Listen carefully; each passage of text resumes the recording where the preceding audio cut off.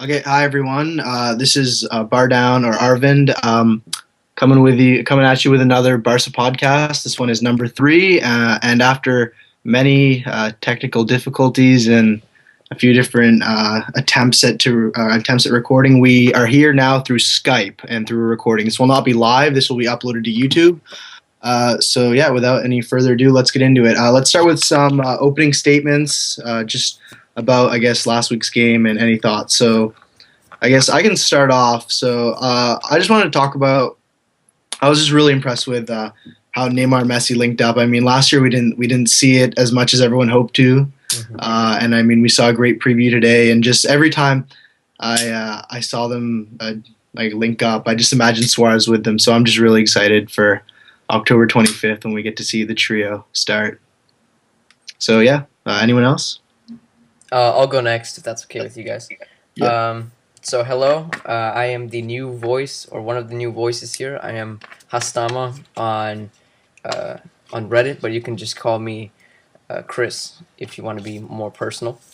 And I was really impressed as well with the team's performance. I think Bilbao is never a very easy opponent. They have a very rock solid, just overall state. And I think their manager was looking to prove something, and I don't think we gave him the chance to prove it, which is good, of course. So I was very impressed, and I'm ready for the new season. I guess I'll go next. I'm Ruhani _9 on Barca. We can call me Sarush for the podcast. On the other hand, you guys are all talking about our attack. I'm just so impressed with Jeremy Mathieu right now. He had doubters from the beginning, everyone quoting his age or his lack of experience at the highest level. But honestly, I think even though he's a bit older, this is kind of his breakout year into a big club, and he's looking to prove something. And so far in the last couple games that he's played, I've been nothing but impressed.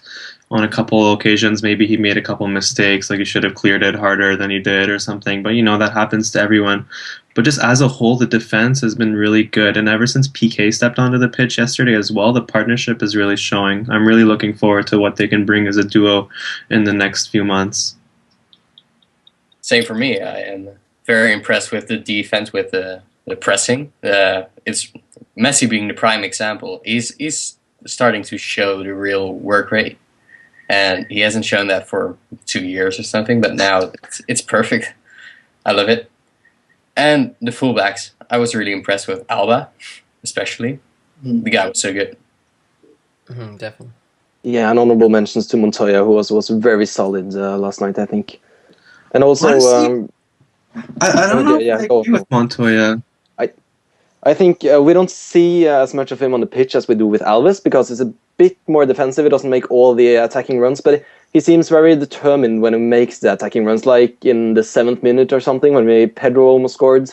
That was, when he goes forward, he really wants to go forward, and he always, finishes his run and stuff. So, yeah, I think he took his chance. Of course, with Alves injured, it's important for him to impress Luis Enrique. And also honorable mentions to Hadidi once again. He's very good at putting himself in scoring positions. Sadly, he didn't get a goal yesterday. One was wrongly disallowed for offside. But I think he's so good at putting himself in scoring positions. He had so many chances. Yeah, and he should have gotten 2 penalties, maybe. Yeah, that's true. The refs, oh my god, don't even get me started. Oh my god. That guy used to not be bad. I remember the first time I saw him, he reffed the Super Cup like 2 years ago or something. The one where Fabregas made his debut. And he was a good ref. I feel like he was very fair, and he didn't let Madrid walk all over us physically and stuff. But then it's very sad that he kind of turned to shit over the last 2 years, because that was really bad yesterday. Yeah. The more experience you get as a referee in La Liga, the worse you get, seemingly. Yeah. There's so many bad referees. Even just watching Real Madrid, Lahoz, I mean, he wasn't atrocious in the Madrid game, but I mean, just in the past, he's been pretty awful too. I was thinking about how terrible the refs are. So I guess, yeah, we can just talk about the match as a whole. Obviously, we came away with a 2-0 victory, both goals scored by Neymar. Substitute in the somewhere around the 70th, 75th, or I guess earlier, 70th minute. Both assisted by Messi. Yeah. So, any thoughts? So, I talked about the partnership a bit. I was really impressed. I mean, we didn't have our finishing boots on for most of the game, but Neymar came in and, to his credit, he managed to finish two. And those are the types of games that we weren't winning last year. The games where we had all these chances, but we weren't getting the final product. And I mean, we've had two of those already this year against Villarreal as well, I thought. And I guess we've won both of those. So hopefully that's a new change we can see with Lucho. Yeah, if I can quickly add on to that, I think something that we need to improve on as the squad continues is that I feel like sometimes our finishing can be rushed, and hunger is great. You can see it in Munir. Munir is a prime example of this. Neymar as well. Hunger can be great because that hunger to succeed, that hunger to score goals can really do it. But sometimes the inexperience in Munir can show. And I think that's where Suarez will come in. He will kind of nurture him, I guess you could say. I'm not sure if I'm using the correct word to describe it, but he can kind of grow him as a player and really become a better striker up forward. Yep. What do you guys think about Pedro? He doesn't seem to play very well in Luis Enrique's system, to be honest. Doesn't look very good for him right now. I mean, if I can chip in on that, I mean, Pedro's always been strongest playing out wide, giving us width, and he's never ever shown that he can play as a central striker, and that's never what he's been advertised as, but like yesterday he was playing more centrally, and yeah, I mean, he makes the runs, he presses extremely well, but when it comes to getting into key positions and stuff, that's not really what his talent's ever been, in my opinion, so he can't really shine. Yeah, but I think it looks like Lucho wants to play with Messi behind the two strikers, that he wants to be Suarez and Neymar, of course. At least if you look at how we've been playing right now and how much playing time Hadidi has gotten and such.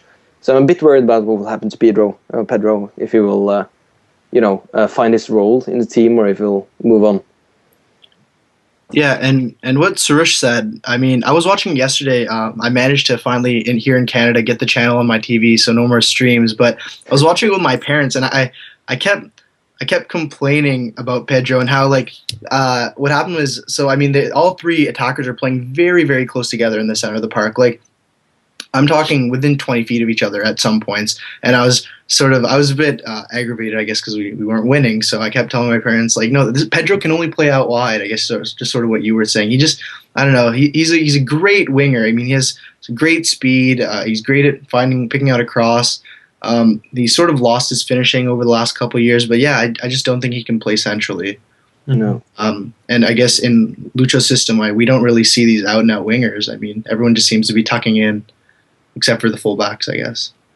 It's very sad that he's lost his finishing too, because that was one of his key characteristics that made him amazing for us. I remember all these key goals that he scored against Casillas, just like hitting it right into the bottom corner, especially in 2009, 2010.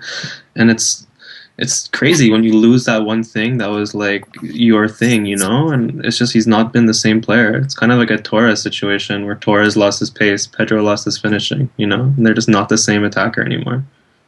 It was statistically, it was the best finisher in 2009, 2010, but I don't know what happened.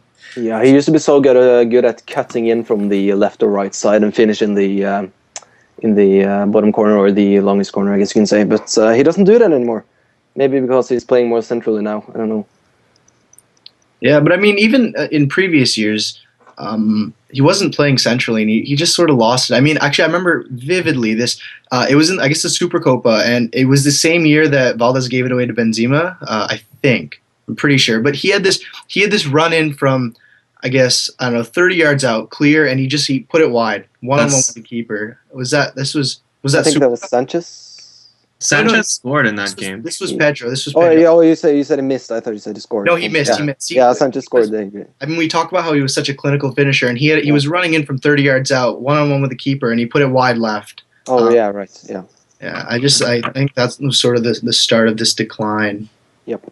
I think he hit a couple relatively longer stretches of injuries and bad form throughout like the last year of Guardiola and some of Tito's year, and I think just like taking away the the regular match fitness and the confidence is just what has done this to him. But hopefully, you know, maybe he gets that back. Confidence is not something that's impossible to get back. So maybe that's in the future for him. And I think unlike someone mentioned Torres, I think unlike Torres, he has all these other tools he can use. I mean, he's so quick. I mean, he's sort of lost a bit of his speed. And Pedro, he's still just as fast as he was. I think he has lost his form, but I think it's also due to the system. I think Torres you can't really blame the system. He just lost form. You can't really blame anything else there. I think part of what Pedro has become now is due to the system. I mean, obviously, I've been very critical of him. I wanted to gain his form back, but yeah, I'm not holding out too much hope. But I mean, there's always a chance. I feel like it's a bit weird that we decided to sell Alexis instead of Pedro now, because Alexis would play very nice in a system like this as one of the inside forwards. Yeah, exactly. Yeah, but I guess Sanchez was worth more, and we had to fund the Suarez transfer. Exactly. Yeah, I think if we weren't able to sell Pedro, it would be a very, very complicated system. You know, you'd have Suarez, Neymar, Messi. Kind of lost track of who I was even talking about. So yeah, exactly, Alexis. So I feel with all these other strikers, wingers, etc., he wouldn't necessarily fit in. And I think it was maybe not a good move by the club, but a good move by Alexis to expand his horizons and become an even better player and even more recognized. Because, you know, he is a really talented player, and I'm glad to see him doing well at Arsenal. Yeah. Yep. Okay, so another thing I wanted to touch on was the midfield. So I guess we'll work top down this week. Iniesta was great again. Busquets was great. I thought Rakitic was really good too. He still had another chance where he tried to pass across goal instead of. I thought he could have had a shot, but I mean, he's playing well in the system. He doesn't. I don't think he controls the match as much as Xavi, but I mean, I feel like that's sort of where we're differing from previous systems we've had. So, any thoughts on the midfield? I feel that their positioning kind of. Oops. Sorry, phone call. Just quickly mention. Sorry. Sorry. That was me. Sorry. Okay. I feel like the fact that Iniesta and Rakitic are playing very far apart and kind of more in the wide regions of the field kind of how do you say, like, precludes them being able to exert as much control in the game as previously. Yeah. So it's kind of hard to compare Rakitic to previous Xavi because they're just playing different roles now. It's not even comparable, really. Yeah. And it's something I was talking about with Sick in the post-match thread, actually, because we were saying, like, he's saying it's a trade-off between having them out wide and being able to give Messi, Neymar, and Suarez more space in the middle. But then in a game like yesterday, where out of those three, only Messi was on the pitch for 60 minutes, then what trade-off is there? Is it not better to have them more in the middle and kind of exert some dominance there? I don't know. It's something to think about in the future. Yeah. No, I know what you mean. Yeah, I feel like Rakitic is an extremely talented player, especially when it comes to these long balls. I mean, you see him quite a bit, actually, in the Premier League. You know, they kind of cross from one side of the field to another, that sort of thing. I'm glad that we can, switch things up, not be as predictable. I think Rakatic adds a type of depth that maybe we hadn't had in the past year or two. So I'm very glad to have him. Iniesta, of course, always brilliant. Even when he's not in form, he's still great. That's one of the rules. And Xavi, although he's aging, I think in the preseason he showed that he was eager to, perhaps finish his career very strong. And I think he still has the ability to do that. Yeah, and even last game against Villarreal, he came in and he sort of shored up the midfield, and I think indirectly contributed to the goal, which sort of into the build-up, I should say. Yep. Busquets was great as always. I think he had a key interception and then passed to Messi for the Neymar goal, the first one. He actually passed to Messi for both Neymar's goals. Mm-hmm. I think for the first one though, it was. I think it was a tackle or something. They managed to tackle it to. Yeah, well, he still had the. What's the third flying interception? Yeah. Have you noticed how much he has been using his left foot as well on long passes? Interesting. The guy's becoming so good. I didn't notice. Yeah, I didn't even notice. whatsoever. Also noticed that the connection between Alba and Iniesta seems to be back like it was at the start of last season. I think they had the most passes between them in this game. It's you can see it's very important. Alba plays so well when he plays together with Iniesta on the left side, so I hope they can keep that connection going. Yeah. And you add Neymar to that mix on the left side. Yeah, exactly. it just adds a whole other dimension to it. And Neymar looks so good right now. He came in and changed the game. And against Villarreal too, he came in and changed the game. Didn't score then, but there's something about Neymar being on the pitch that, there's a constant threat. Exactly. That's great. And actually, just seeing totally aside here, but just seeing Suarez so excited in the crowd. Yeah, that was great. Sort of losing it at one point, which put a smile on my face. Yeah, Suarez, he has the heart of a lion, honestly, because I don't know, a lot of people don't really associate him with the kind of team loyalty or something for some reason, but even last year with Liverpool, when I remember this clip that they had just lost the league effectively. I don't know, I think they lost to somebody. I think talking about and he was in tears, crying his eyes out, and it was Gerrard consoling him. He cares a lot about winning, even if he's not on the pitch. More so than a lot of the players on our team, I'd say. Yeah. And he shows it. So I'm really excited to see him fighting when he's in. Yeah, and I think it's very hungry to win titles right now. Pun intended. Yeah. It seems, he has played very well for Liverpool, of course, but he hasn't won a lot of titles. So I think he wants to add some silverware before he. Yeah, I think the only thing he won at Liverpool would have been the League Cup. Yeah, and that's considering his performances, it doesn't justify. Yeah, exactly. I think. Mm-hmm. And he won the league with Ajax, but he lost in the yeah, winner. well, there's there's a difference between playing in the Champions League and playing in the Eredivisie. Yeah, but he also left in a winner, so yeah, he didn't even get the celebrations. That's fine. Do you guys want to talk about defense now or defensive line? Yeah, sure. So someone already mentioned it. The partnership between Mascherano, Mathieu, PK Mathieu has been great. Matthew's sort of been that constant. We haven't seen Bartra yet, but I mean, I love what I see from the defense now. When we have set pieces against us, I don't feel as concerned anymore. No. When you have PK and Matthew on the field at the same time, it's 2 6'4" players. You add Busquets to that; he's 6'1", 6'2" Rakitic is 6 feet tall.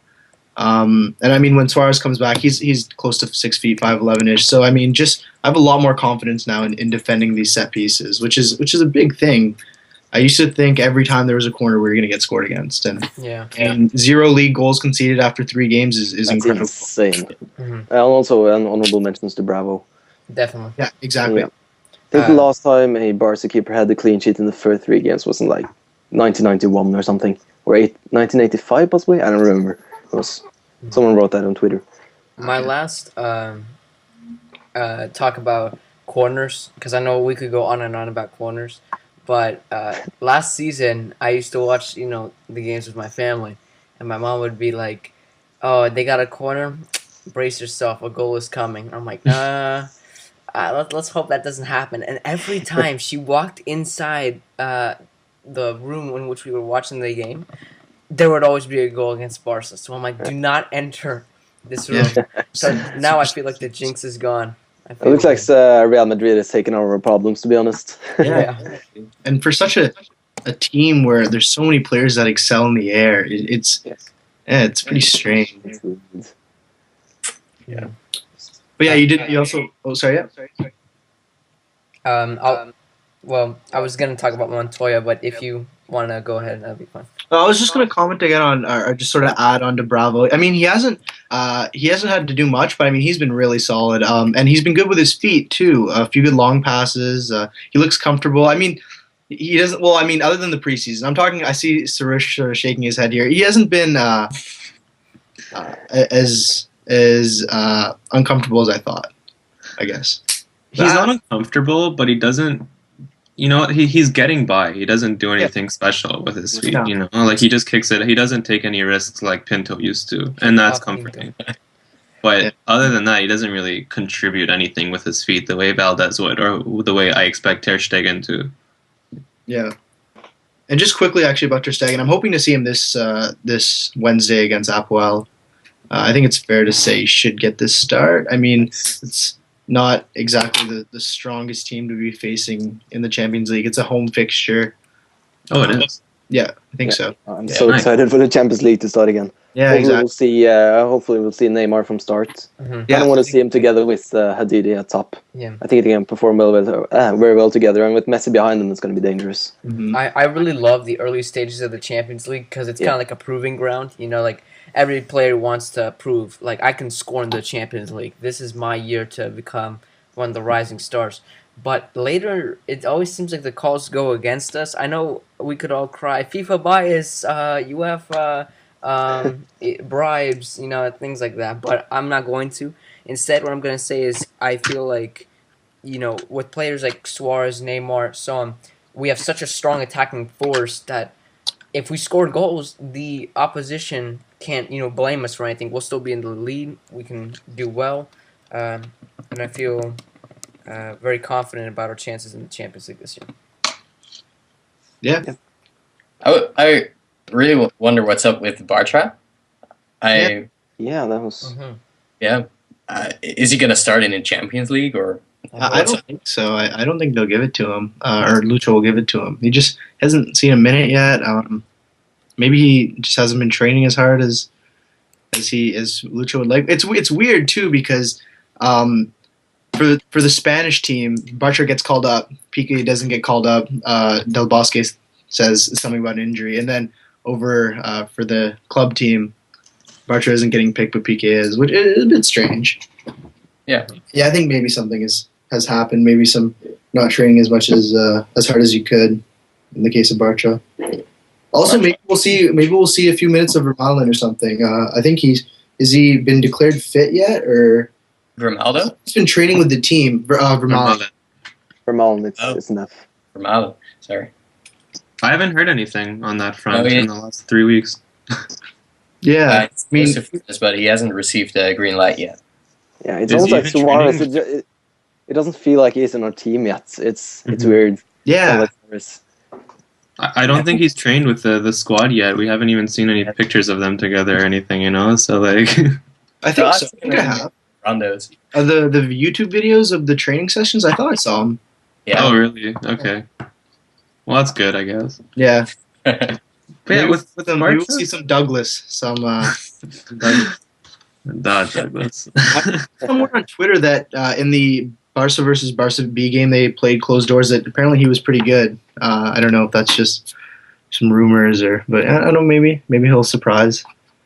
So I guess we can sort of tangent a bit. We didn't do a show last week, so we can talk about I guess the Champions League opponents we have now, which is Apoel, PSG, and Ajax is the third. Yep. Yeah. We got to get Ajax back for last year, because last year they really, really gave us a hard time. Yeah, And That's there's- You're going to see that game in the Netherlands. no, you did. Yeah. No, this one, not last one. Oh, okay. So Barca beating Ajax in their own stadium. It's going to be. Well, they beat us there last year, so we'll have to wait and see. Well, we gave them a beating at Camp Nou though. Was it 4-0? I think. Yeah. I think Neymar got a hat trick. Yeah. That was against Celtic. Celtic, yeah. Oh, Celtic. Yeah, my bad. Yeah, I think actually think Messi scored 2 or 3. Messi I think. scored. Someone scored. Yeah. I know. Messi scored. I guess it was 2-0 though away, or 0-2 or 0-2. Sorry, away. Right.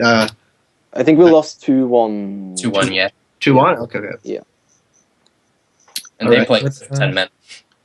Obviously, in our group, we know what the team to fear. It's obviously going to be PSG over the other two. I mean, barring huge surprise, we're going to be in the first two. I'm actually curious as to how PSG is playing this season. There's no What kind excuse of a not system to. they have. Does anyone have any sort of insight into that? I mean, I guess Ibra's he had a bit of an injury scare at the start of the year, I thought, but I mean, he played last week with Sweden as well. I think he played recently. He's Ibra's Ibra. He'll show up if he shows up for a game. He'll be lethal. Their midfield's pretty solid. I mean, they have Kabay and Matuidi there, great midfielders. They got Aurier as well, but I think he got injured midweek. Over this past week playing for Cote d'Ivoire. Did anyone see that? He started convulsing on the field or something. Who again? Serge Aurier, the right back, they on loan they signed. Oh, right. From, I Toulouse. read about it, but I didn't see anything. Yeah, he's a great right back, and it was pretty scary to see convulsing on the field. I've seen that a couple times in ice hockey, but I mean never in football. Sure. And also, does anyone know how long Thiago Silva is out? Oh yeah, that as well. Yeah, Oh, he is. I got my Yeah, phone so- right here. I'm searching up Thiago Silva. Actually, PSG has played 5 games this season, and they've drawn 3 of them and won 2. So they're not the best Oh yeah, start. that's true. Yeah, I think they drew the first. Yeah, I know they drew the first game. I remember Yeah, that. and they also drew yesterday against Rennes. Oh okay. Honestly, I feared them when they were under Ancelotti, but I don't really know much about Laurent Blanc as a manager. Is he even still managing them? Yeah. Yeah, and like, I don't know. Has he really done anything as a manager to prove any sense of like fear in him? He coached the national team for like a year. They didn't really do anything. So, honestly, I'm sort of like, eh. Yeah, we'll see. There is no excuse to not win the group. We should win this group. We are the favorites, so Yeah. and I think we should be able to pull together some results. Definitely. Will Suarez be back by the time we play them? I'm on the Barca sub right now, trying to see when. He will be back for the second leg, I guess. We'll play them twice. But I Yeah. don't think he will make the first, because how often is the Champions League? Is it every second week? PSG, then Ajax. So I don't think his first return game is against Ajax. I think I saw that somewhere. So he misses PSG the first one. Wow, kind of. Yeah, we play them on the September 30th. First Champions League game for Barca against Ajax for him. Special. Yeah. That's awesome. Actually, no, he won't. Well, he comes back on the 25th of October. Yeah. So we won't even get him against Ajax. Yeah, we're Yeah, gonna but there's. I think we're playing Ajax first, or away or home, and then we're playing them the next game as well. Isn't that how Champions League Yeah. works? Because We you're play playing play them at Camp Nou on the 21st, and then we play them in Amsterdam on November 11th. Or, Or sorry, November 5th. Yeah, I think that'll be his first Champions League game. Yep. So as long as we get to see him at home against PSG, I'm happy. That should be very fun to watch. Indeed. Exactly.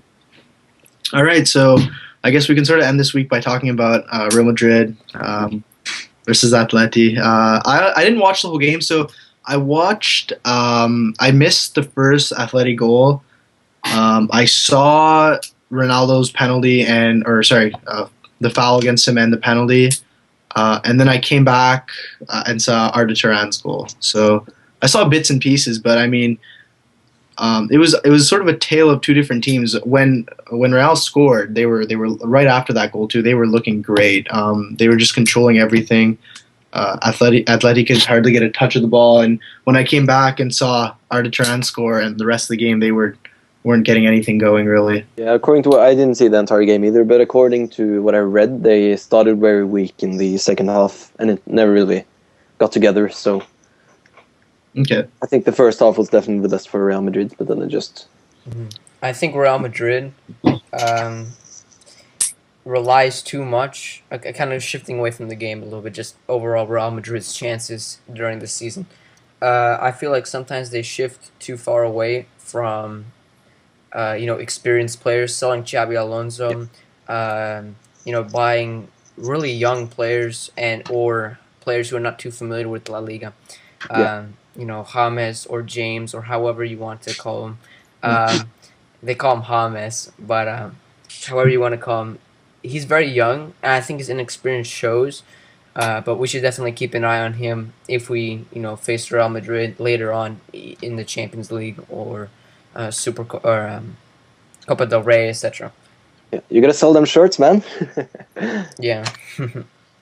The inexperience is for now, but going down the line in a few months, who knows? Maybe he's gonna get used to the league and do extremely well.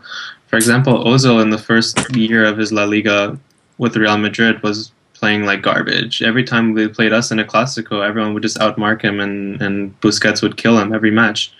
But then give him a year or 2 years, Ozil would cause us all sorts of problems. So like. These kind of things, they change, They're inexperienced now, but who knows? Unfortunately, it might get better for them. Yeah, also same with Bale, I guess.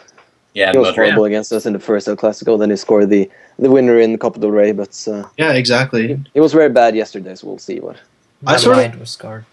I sort of attribute their troubles more to the imbalance in their midfield. I mean, if you look last year to this year, you have Luka Modric playing about the same position, but you have Toni Kroos trying to, I guess, directly replace Alonso, and I think he tries, and that's sort of where he's told to play, but he just naturally, and just from what, I guess, how he's played in the past, he pushes too far forward, and we always have Busquets to cover for the other midfielders, and even for our right and left backs, he never really pushes that far forward. He stays really reserved. But Toni Kroos, I mean, naturally, as the type of player he is, tends to push farther forward than a traditional pivot. So I think I know Kadir is injured right now. I think they're just trying to play all these star players at the same time, and it just isn't working out. They obviously have the pieces. They haven't really lost everything from their Decima winning season. They just need a bit more balance in their midfield, and I don't know why I'm trying to talk about how to make them better. I shouldn't be. I should be telling them to sell Ronaldo back to Man U, but I think that's where their problem lies. Honestly, I feel like Real Madrid often play worse with Ronaldo on the field. Sometimes you just rely too much on him. Mm-hmm. Yeah. He's still dangerous, though. Every time he got the ball yesterday, it was very odd. I really wanted Madrid to score in the last 15 minutes of that game, just so they could tie it up, and they both dropped 2 points. So it was very strange rooting for them for once. Yeah, a draw would have been better. But I mean, obviously a draw would have been the greatest, but I mean, also, I still see Real Madrid as the bigger threat, to be honest. Yeah. It's I don't know if it's just because of the last couple of years, but they just feel like a bigger threat. They have a deeper squad. They I don't know. They feel like a bigger threat. So and also a loss is probably a huge hit to their morale. So I kind of wanted them to lose. Mm-hmm. It feels good. It feels good. Touching on what I said earlier about hunger, Simeone is a vampire. All right, and he dresses in all black for a reason, because he can suck the blood out of teams and really choke them out whenever they're playing at home. And keep his players hungry as well. Yeah, I don't even know how he does it, but every game Atletico Madrid plays, they seem as hungry as always. It's insane how he can motivate them. It's actually very scary. They fight harder than any other team on the pitch. Yesterday, their first goal came from their player jumping over 6 Madrid players and heading it in. That doesn't happen regularly. I don't know what's going on in the training camp, but it's actually very frightening. Like I imagine when we're gonna end up facing them either at home or in the Vicente Calderón, I'm gonna be scared for like 2 days ahead, because they run on average like kilometers more per player than other teams. Like I don't understand. Well, it's been a while since we really outplayed Atletico Madrid. Now, did we beat them last season? No. Once? No. Tied every game. We met them 2 times in the league and 2 times in the Champions League. And and twice in the Super Cup, which we drew. 2 Super Cup as well. We drew 1 on away goals, right? Yeah. And did everyone see the last goal from Turan? Yeah. The dummy by Garcia, that was insane. And Turan just turned to Garcia and just looked at each other. Our soccer had a fest on that. Yeah, it was a great moment. It was a beautiful, beautiful goal. Yeah, his celebration was great. Do you guys think they're better this series than last year? No. I think they have more squad depth. But I mean, if you look at their starting lineup, you're replacing Diego Costa with Mandzukic, which I think Diego Costa is a bit better than Mandzukic. I mean, look at him with Chelsea right now; he's incredible. Sakara for Felipe Luis.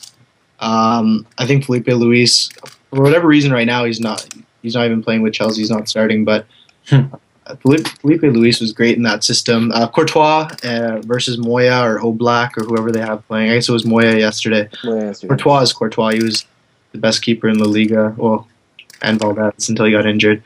And Keylor Navas. But yeah,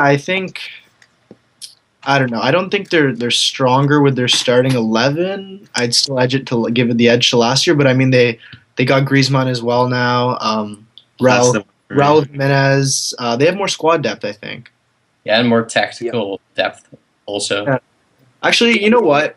So the trade-off, I guess, is you lose Costa for Mandzukic, lose Luis for Sequeira, but then you get Griezmann. So I don't know. They're about the same as last year for strength. Yeah, but I think they're gonna have a bit tougher problem. There are a bit problems with the goal this year. I don't think they're as dangerous up front as they were last year. And both goals yesterday came from defensive errors from Madrid or from Real Madrid. So we'll see. Maybe Mandzukic can find his role and has suddenly become very dangerous again. But they're missing Costa so far. Did they score the first game they played? I think they drew. I don't think they even scored that game. Actually, yeah. Actually, we'll see. It's very early to say. The other player they got is Alessio Cerci, I think, from Torino. Yeah, right? Yeah, he's pretty good as well. So I mean, yeah, I think they're just as good as last year. And newer players that don't have the league experience, so it might be difficult for them, but they'll be good. Yeah, I think they have more depth and less danger up front. That's going to be my what I'm going to predict for the season. But it's too early to say, to be honest. Yeah. When do we play them? I think it's December. Oh, nice. So we'll have our good friends. It's very late. I think it's like one of the second last match days before January, actually. It's around. We tend to play them in December. Yeah, late in the year. The first game I went to in the Camp Nou was against Atletico Madrid. That was December. I think it's actually January 10th. Yeah, I'm looking at it right now. Okay, it's that late. Are you playing it at home or? January. Wait, sorry. Did you say January 10th? If I'm correct, yes, January 10th. Yeah, that's. Does that mean Atletico Madrid is the last team we're playing this year as well? I already know I'm going to miss that match. I'm writing the MCAT that day. Yeah. I'm writing mine on Thursday. Should be fun. Oh yeah. Oh wow. And you're doing it. Wow. Yeah, man. What do you do? What are you doing on the podcast today? No. That's fun. It's a good Need some distraction. time off. Yeah. Well, good Also, luck. quick mention. Denis Suarez played for Sevilla today against Getafe, and they won 2-0, and Denis played quite well. So Okay. he has benched Banega the first couple of games, so he's playing very well for Sevilla. It's Good for him. hard to think that 1 year ago he played for Barca B, now he's starting for Sevilla. Okay. Did Delafeu play at all? Subbed on? No, he was on the bench the entire game. All right. That's That says a lot. Yeah. good. He's I know that he was always touted as like the gem of Masia for his generation and whatnot, but ever since I saw him make his debut for the first team, because I don't really watch Barca B, to my shame, but ever since I saw him like on the first team, I don't know, I just get this sense of selfishness in him that I saw in Teo as well from the very beginning, and I don't know, I never really felt that he would be the best that he could be at Barca. Mm-hmm. Delafeu, that haircut, but I mean, like, when you think about it deeply, I don't think, personally, okay, this is my opinion, I don't think he has a place in the Barca squad for at least the next 2 years, because I don't think he's developed. He doesn't fit the play style we're playing right now very well. And he's gonna. I think I consider Hastama a bigger talent right now. Yeah, I was gonna say actually, I think Hastama surpassed him on the depth chart per se. Yeah, and Hastama is born in '96. That's insane. He's just as old as me. I feel old, yeah. But yeah, we'll see. I'm afraid that Delafeu is gonna eventually end up in another club and do very well there, at Manchester United or something. Yeah, I feel like he could succeed in the Premier League. Yeah. I still feel like he can succeed with the club. He just has to work. Yeah, I hope he can succeed because I really admire him as a person. He seems like a bit ego from time to time, but he seems like a good person, and I really want him to succeed. Yeah. All right. It's kind of weird. Luis Enrique, he said when he first got the job here, he said he got asked the question, who was the biggest talent you've seen at Barca B? And he said, flat out, Delafeu. So he obviously has faith in him, but it's not coming out. Yeah, of course you saw Delafeu the last season before he went on loan to Everton at Barca B. He was just way too good for Liga Adelante. He was just ridiculous, to be honest. He just carried the whole team for a while. Yeah.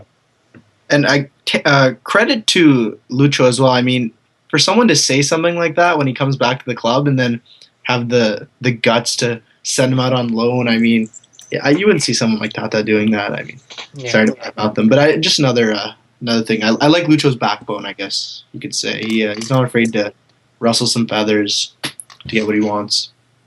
Yeah, he seems very honest at press conferences, and he gives some really good answers. It's the sort of charisma that's like you need in a coach. I mean, we had it in Guardiola, we have it in Luis Enrique. I didn't really see it in Tata as much, that charisma. He was very honest and blunt with the press, but he's not charismatic, you know? And it transfers onto the players as well when they have a charismatic leader figure. Mm-hmm. Like I think since some of the best coaches that Barca have had in a lot, or coach/manager, you know, some of the best of them have been Barca players themselves. And I think Lucho is a lot like Guardiola in ways. He has something to prove, especially, you know, with one of, if not the biggest, most recognized club on the planet. And I think he'll work very hard to succeed. I think he'll be serious with his players, and I think he has his mindset on some big silverware in the future. Yeah. There's something special about having coaches that used to play for your team, and especially when they came through the youth system. You can see Pep Guardiola obviously started at Barca, and we have Simeone who used to play for Atletico before he came as a coach, and now Lucho. It's something special about that. Okay. Anyway, so I'm not sure if you guys want to end it here. We're, I guess, at around 40 minutes, I want to say. I think, well, we haven't been recording the whole time. That's the only thing. Oh, yeah, true. So, yeah. Anyone have anything else to say? Or? I think we're all good. All right. So, I guess that's it for episode 3 of the podcast. Like I said, we had some technical difficulties, so we're on Skype this week, and we'll probably see you next week. So, yeah, I guess everyone can say goodbye now. Yeah. All right, adios.